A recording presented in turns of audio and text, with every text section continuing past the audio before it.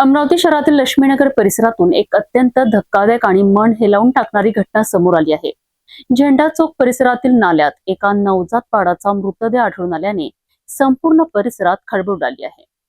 हा मृतदेह नाल्यात कसा आला, बाळाचा मृत्यू कशामुळे झाला आणि या प्रकरणामागे नेमके कोण आहे याचा शोध आता गाडगेनगर पोलीस घेत आहेत। अमरावतीच्या गाडगेनगर पोलीस ठाण्याच्या हद्दीतील लक्ष्मीनगर झेंडा चौकात बुधवारी सकाळी एक धक्कादायक घटना उघडकीस आली।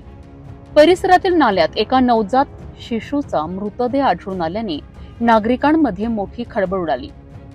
प्राथमिक माहितीनुसार महिंद्रा कॉलनीतील आसरा माता मंदिर परिसरातून वाहत आलेला हा मृतदेह छोट्या नाल्याच्या माध्यमातून मोठ्या नाल्यात पोहोचल्याचा अंदाज व्यक्त केला जात आहे। लक्ष्मीनगर झेंडा चौकाजवळ अनंता परिसे यांच्या घरासमोरील नाल्यात सफाई कर्मचाऱ्यांना हा मृतदेह दिसून आला। त्यांनी तातडीने याची माहिती पोलिसांना दिली।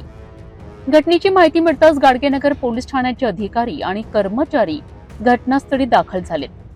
पोलिसांनी पंचनामा करून मृतदेह ताब्यात घेतला आणि पुढील तपास सुरू केलाय।